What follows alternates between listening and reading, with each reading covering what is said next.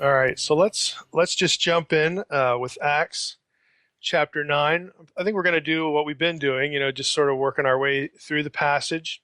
When we get toward the end here, there's going to be something that's a bit of a rabbit trail where I'm going to be reading a long excerpt of something. So I don't want to devote too much time to reading the whole chapter, but we'll see how it goes.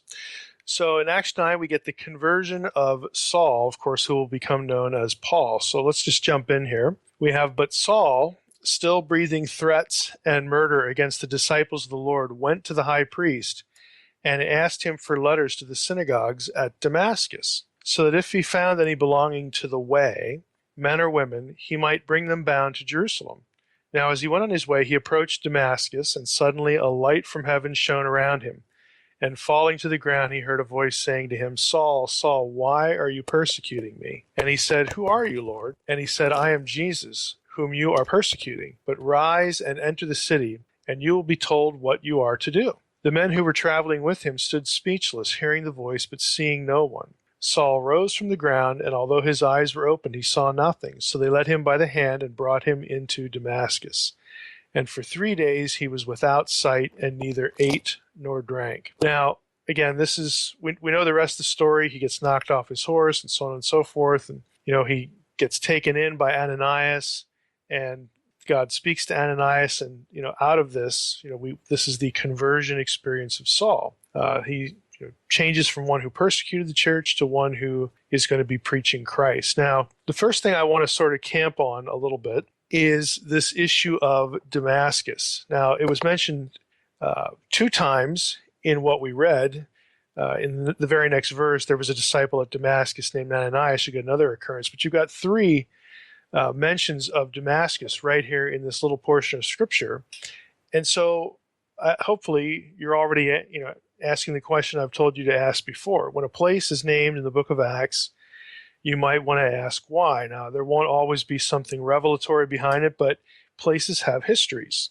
And for the original recipients of the book of Acts, they're going to know something about Damascus. It's going to mean something to them because, again, places have histories, they have baggage and whatnot. So in the case of Damascus, Damascus is one of the oldest sites known to archaeologists in the Holy Land, and it has a long history in the Old Testament. It was the place where Abraham rescued his kinsman, namely Lot, in Genesis 14. David brought Damascus within Israelite control during his reign, but during the reign of Solomon, it was lost. Now, what's kind of interesting here is, think about it. You have, again, a reference to Damascus connected with Abraham, Genesis 14. Again, it's where he rescues Lot. He pursues Lot's captors that far, and then rescues Lot, brings him and his stuff back. And for some reason, David wanted it under Israelite control. Okay, wanted it to be part of the kingdom, wanted to be part of his reign. He essentially, is part of Israel, Yahweh's property, and then it's lost in Solomon's reign. Now, this gets us into actually a pretty complicated question. What exactly are the parameters of the promised land? Because if something is mentioned with Abraham connected to David, and then of course then Solomon, chances are it's going to mean something. And in this case, it does. Think about what God said to Abraham when he separated from Lot back in Genesis 13. In verse 17, we read, God says to Abraham, Arise, walk through the length and breadth of the land, for I will give it to you. Okay, so we have that little ditty there.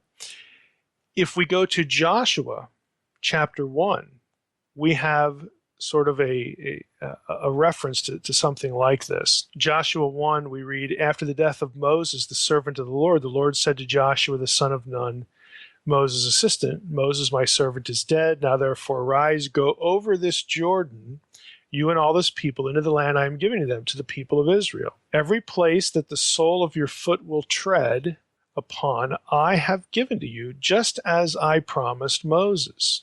And of course, the Mosaic promise goes back to this statement of Abraham. Because remember, God calls Abraham, puts him in Canaan, says this is the promised land. Then he says back in Genesis 13, hey, walk through the length and breadth of the land, because everywhere you walk, wherever you walk, that's what I'm giving to you. Well, it's not a coincidence that Abraham's feet, as it were, tread as far as Damascus. And so there's this sense that since Abraham was there, and it's within what in antiquity would have been thought of as Canaan proper, that the promised land, quote unquote, includes, it goes as far north as Damascus. Now, the reality is, though, that the promised land is even farther north than that. If you actually looked at a map where some of these places are, Damascus is sort of just northeast of Mount Hermon. Okay, Mount Hermon, of course, very, very famous, very notorious.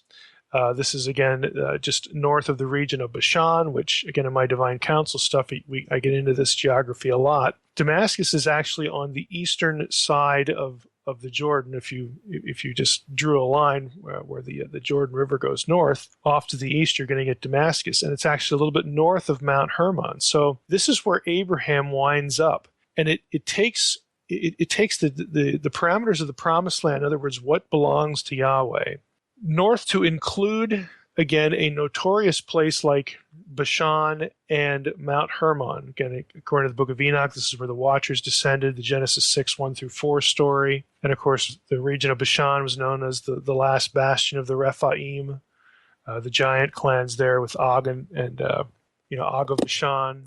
And it takes you that far north, but it also gets into this stuff that's east of the Jordan River. There's actually it's not very easy to determine, because if you look at, prophecy, people talking about, the regathering of Israel and the founding of Israel in 1948, and this is a fulfillment of prophecy and all this kind of stuff. Hey, have you ever actually looked to see how the scriptures decide what the promised land is? You get like three different accountings, and this is part of that issue. Is Damascus in the original promise to Abraham? Is it included, even if it's not mentioned, in the original promise to Abraham or not? Again, since the original promise to Abraham, it goes as far north as the Hittite territory that was along the coast. It goes as far north as Damascus, but it doesn't go, easterly. And so there's this issue. Well, is Damascus in or out? Is it part of the promise or not? Well, according to Genesis 13, God says, hey, look, wherever your foot treads, just walk around here, wherever you walk, the length and the breadth of the land, I'm going to give it to you. And he says the same thing to Joshua, and he had said the same thing to Moses. So this becomes part of, again, an Old Testament outlook on what exactly is the promised land. And for our purposes in Acts, why would Damascus be mentioned? Well, it's mentioned because, again, this is a territory that doesn't specifically come up in Acts chapter 2, but the writer, again, wants you to know that this territory, this region, is, again, under the domain of Yahweh. And this is going to be actually the last place. In this chapter, we're going to get a couple places. There's something that happens toward a little further on that's really, really complicated, really convoluted, and also, again, involves Nephilim territory. But Acts 9 is picking off the last parts of the land that are sort of outliers, that were not specifically included in the narratives and from Acts 2 on the way up to this point, that have some history of occupation where it rightfully should be included in the land of the promise, but was under occupation by either suspect or hostile forces. And so before we get into the actual ministry of Paul, this is when Saul gets converted to be Paul. Before we actually transition out of this, take the gospel to the Jew first and then also to the Gentile, before we make that full transition, we're still picking up pieces of the land that the writer wants you to know were not overlooked. They're not either forgotten or it's not under a curse. It's not a spooky place. We don't want to touch that. There's none of that going on. Everything, even these places that have, sort of an odd history or kind of a sinister history or a questionable history, as the one we'll hit in a few moments, even those places, again, God is making it clear This is my domain. And now, again, after this chapter, after Acts chapter 9, we're going to start launching off into lands that are clearly, there's no dispute, clearly not included in the original land promises to Israel. But we're picking off a few of the outliers here. Again, it's about messaging. The message of the Messiah needs to go to the Jew first. Okay, we get that. We've seen that 4 or 5 times, working our way up here in the book of Acts. It also includes, as we saw last time, proselytes to Judaism, weren't naturally born, but they converted. And here we're going to get a couple places that there's a question mark. Again, is this something we should view within the promise or not? Well, again, the answer becomes yes if we allow Acts chapter 9 to sort of be a commentary on some of the Old Testament controversial places where there's ambiguity, or there's not absolute clarity on is it in the promise or not. Again, if you're looking at Acts 9 as sort of a commentary or a filter looking back into the Old Testament, the answer would be clear here, because we have to sort of absorb these places. We have to answer this question, because the gospel needs to be taken to the Jew first, their territory, their people, even people who converted to Judaism that weren't ethnically Jewish. We've got to cover all those bases, and then in Acts chapter 10 we can jump off into territory that is clearly Gentile material. So I wanted to say, again, make another comment about that, because you have, again, theological messaging in some of these sort of innocuous kind of details. Let's jump back into Acts 9 here. Verse 10 we'll pick up. There was a disciple at Damascus named Ananias, and the Lord said to him in a vision, Ananias. And he said, Here am I, Lord. Again, that's very formulaic language for the calling of prophets, the calling of someone who's going to speak for God. That's all a prophet is, a spokesperson for God. And that role fits Ananias, because Ananias is going to testify to the validity of Saul's conversion, and also to the validity of what God told him and what God told Saul. So he's going to be sort of a mediating figure between Saul, who will be Paul, and people who are freaked out by this, very naturally. So verse 11, the Lord said to him, Rise and go to the street called Straight, and at the house of Judas, isn't that ironic, look for a man of Tarsus named Saul. For behold, he is praying, and he has seen in a vision a man named Ananias come in and lay hands on him, so that he might regain his sight. But Ananias answered, Lord, I've heard about this man, how much evil he has done to your saints at Jerusalem. And here he has authority from the chief priest to bind all who call on your name. And, we get into this, it's not an argument, but, Ananias is disturbed, by what God has asked him to do, what the Lord's asked him to do. And he has good reason. But the Lord, convinces him and says, look, I know all that. This guy is the chosen instrument of mine to carry my name before the Gentiles and kings of the children of Israel. Now, you need to go talk to him. And he does it. I want to park a little bit here on this one line, a little phrase here in verse 13. Ananias answered, Lord, I have heard about this man, how much evil he has done to your saints at Jerusalem. Now, I'll admit, this is sort of a pet peeve of mine. I really dislike English translations that translate Greek hagioi, that's what we have here, as saints. And it's not because I'm anti-Catholic. I wasn't a Catholic in my youth. I don't have any problem, as far as, just this point of irritation because of Catholicism. My point of irritation here is that a translation like saints mars important biblical, theological imagery and analogy to the Old Testament. What hagioi literally means is holy ones, okay? And if you look back into the Old Testament, you say, well, why would Christians be called holy ones?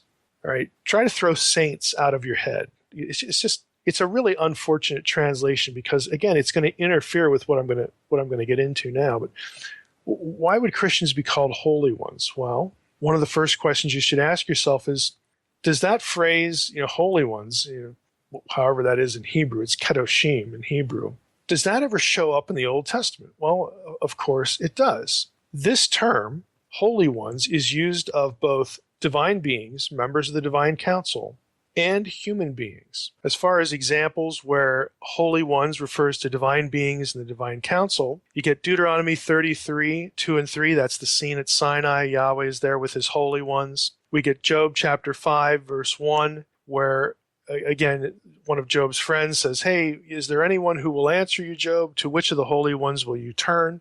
And that introduces the idea of divine counsel mediation of some sort between humans and God. Of course, in that context, it's Job. Job 15:15, God puts no trust in his holy ones. Again, he knows they have free will. He knows they can choose to do wrong. Again, there's a whole track record of that in the Old Testament. Psalm 89, verses 5 and 7.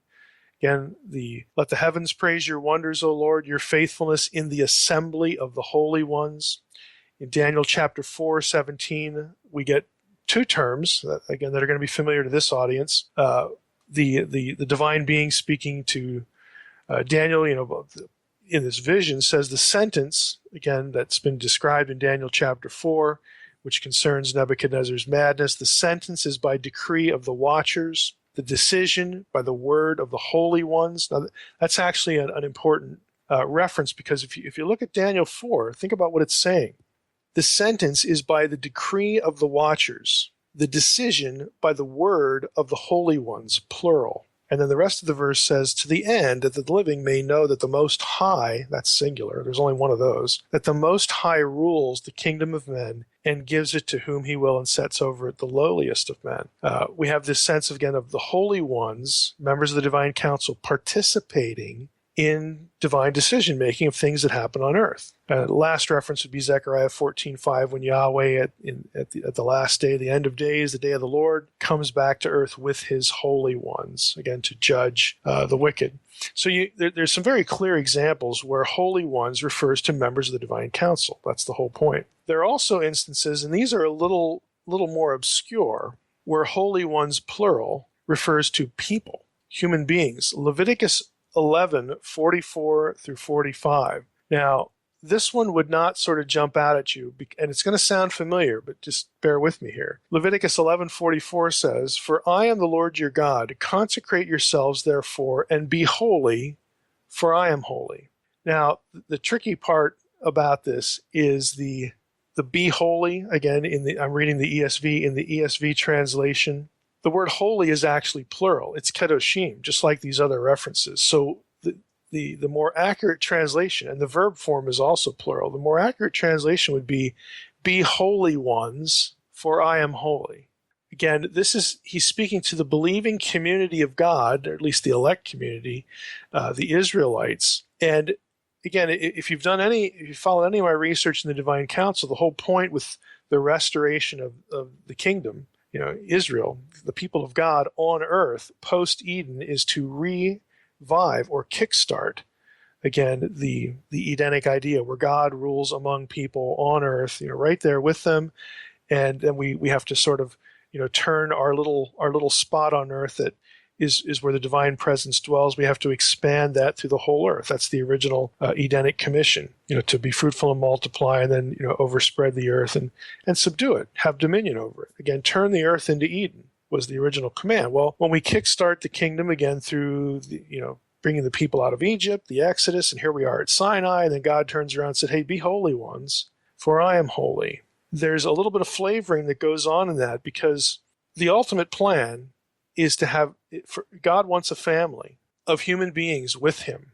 This is why the plurals in Genesis 1. Again, I can't repeat the videos that I've done on the whole divine council worldview, but the Edenic plan was that God would have a human family along with his unseen divine family, living together, ruling together on his behalf, one big, unified family, with the goal that humanity would at some point be glorified. Again, if they hadn't fallen, since we did fall, we look forward to that, to being redeemed finally, the consummation of the whole plan of salvation as being glorified and made like him. Like 1 John 3 says, we will be like him. We'll be more than human, that sort of thing. Well, that kind of imagery, that kind of thinking, the restoration of the divine presence on earth with the kingdom, with a people, is designed specifically to go back to Eden, kickstart Eden, and have it work this time.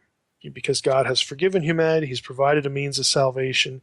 He didn't destroy them like the Nakash, the serpent, had assumed he would. That doesn't happen. We have the reinstitution of God's family, and his family means also his counsel on earth through human beings. So if we were translating these terms holy ones, you'd sort of pick up on that idea because of the way holy ones is used of divine beings. Here's another example, Daniel 8:24.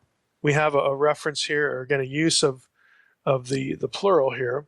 His power shall be great, but not by his own power. He shall cause fearful destruction and shall succeed in what he does and destroy mighty men and the people who are the holy ones. Again, this is a reference to, a great earthly enemy of God, sort of an antichrist figure.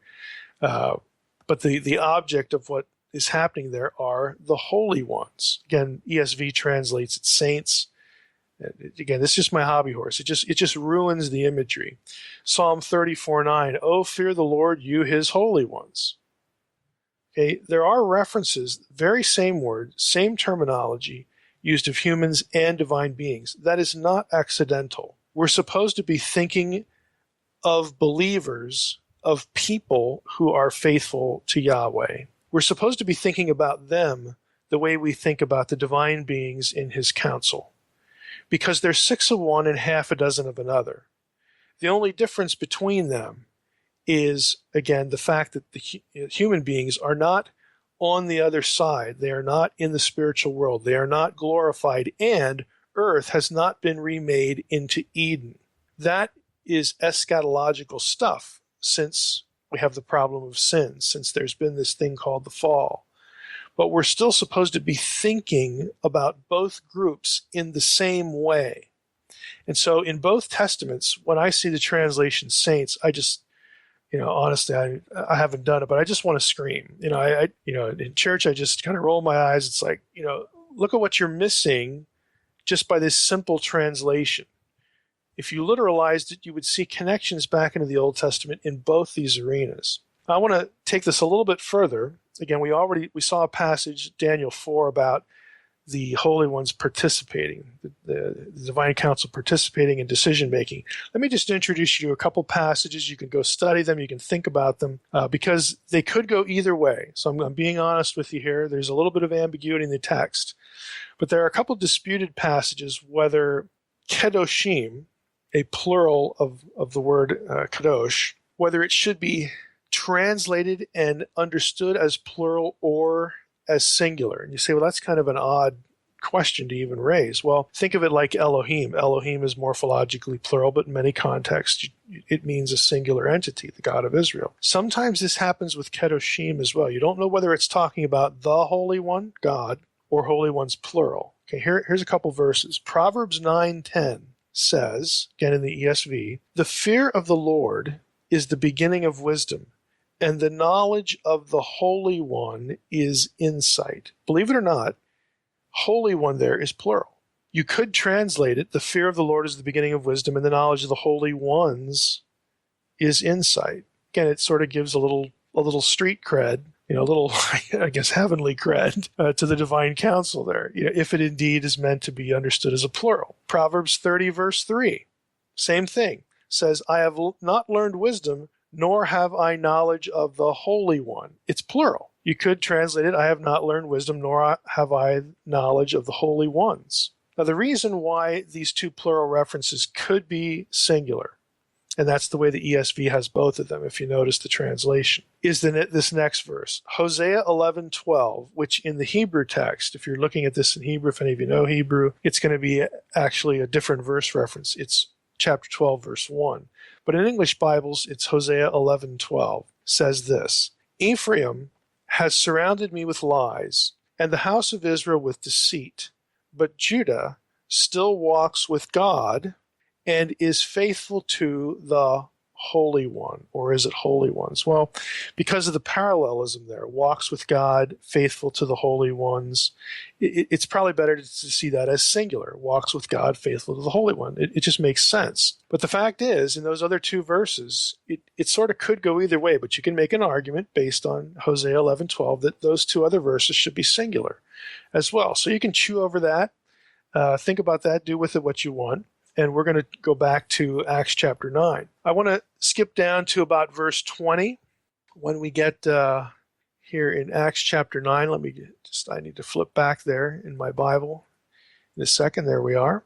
So Ananias, again, takes care of Paul, or Saul, and we read in verse 20, or at the end of verse 19, for some days he, that is Saul, was with the disciples at Damascus. And immediately he proclaimed Jesus in the synagogues, saying, he is the Son of God. And all who heard him were amazed and said, isn't this the man who made havoc in Jerusalem of those who called upon this name?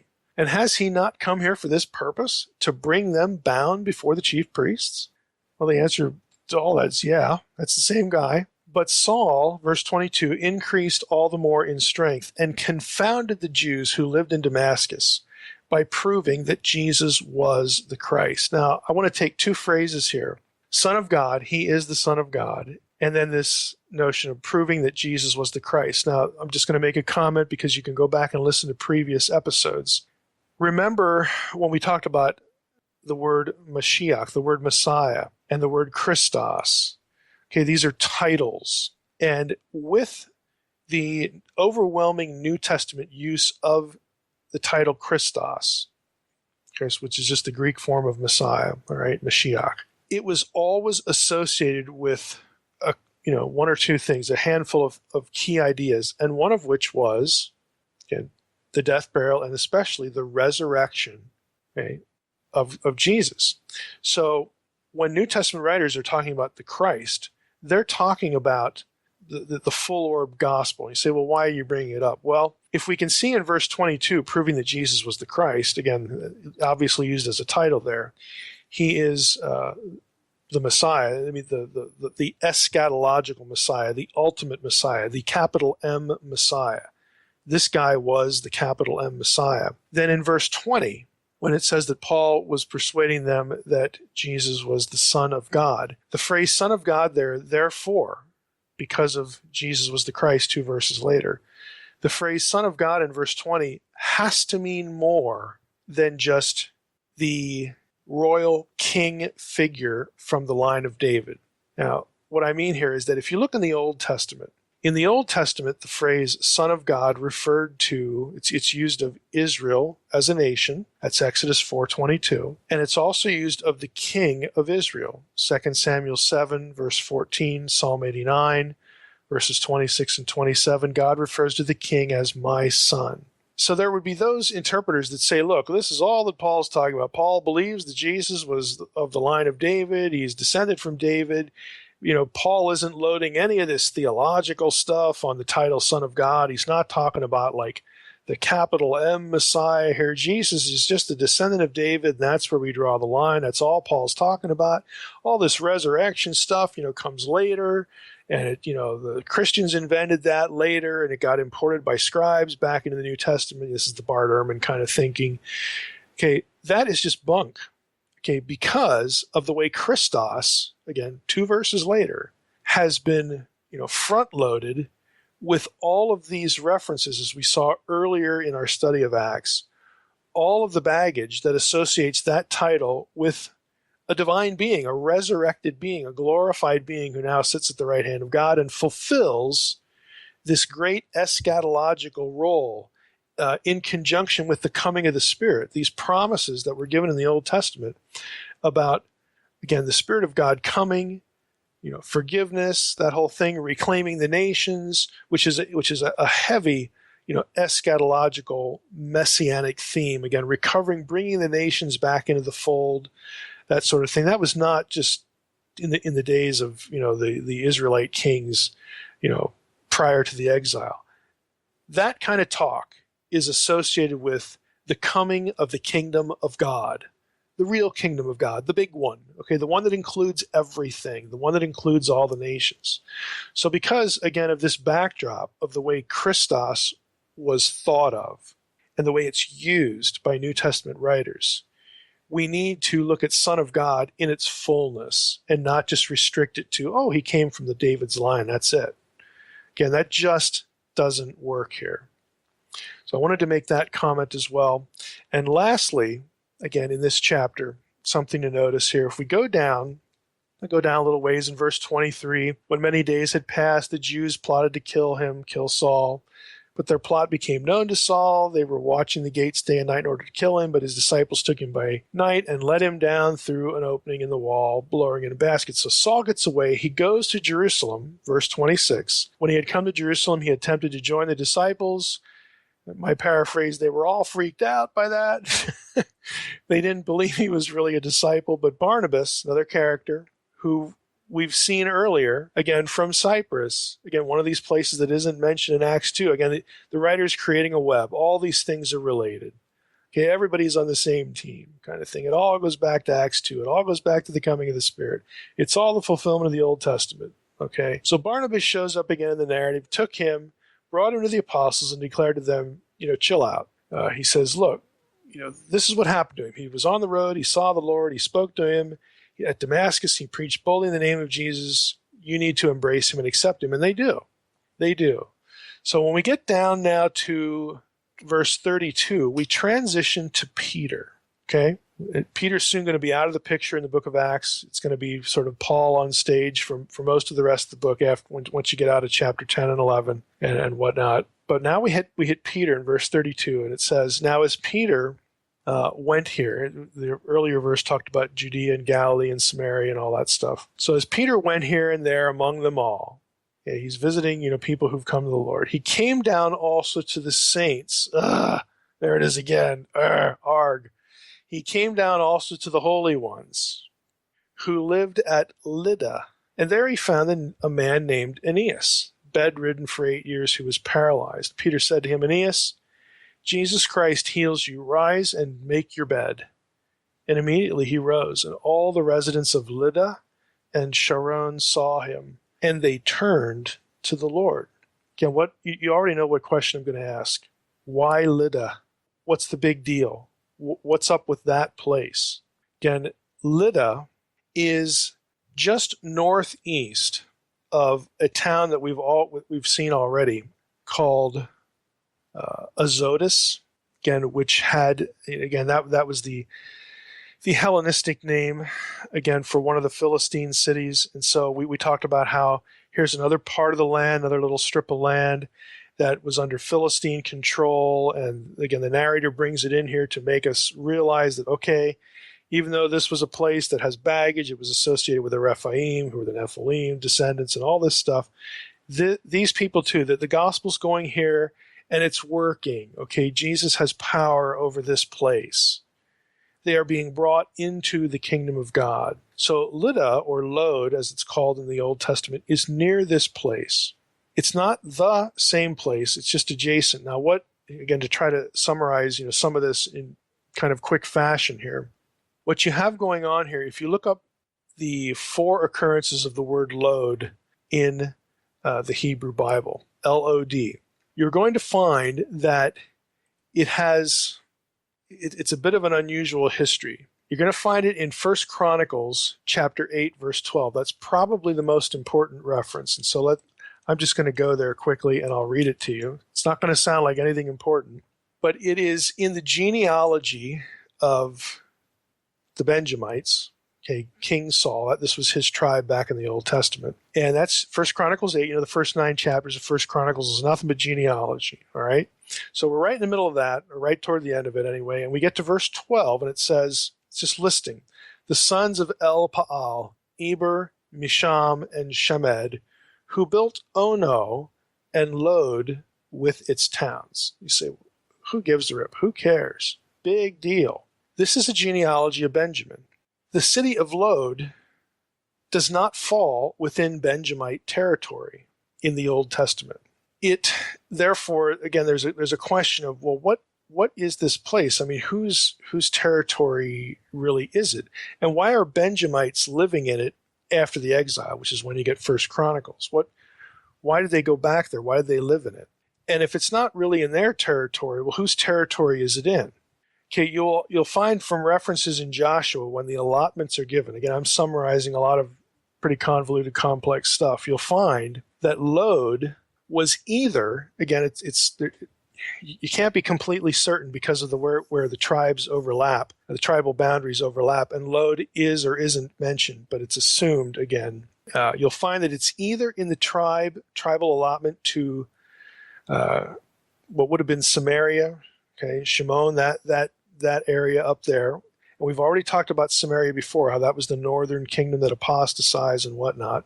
Or, and here's where I lean, or it's in the territory that winds up being in the place where the people from the tribe of Dan lived. Now, Dan, for those of you who don't know, is one of these Old Testament mysteries, and it's because of numerous conflicting things said about Dan in the Old Testament. Usually, I'll just give you a few instances. Usually, when you get a place or a person, in this case Dan, a tribal name in a genealogy, they tend to be listed in the same numerical order or the same place. There's a little bit of variation, but it's usually pretty consistent. Dan is never consistent.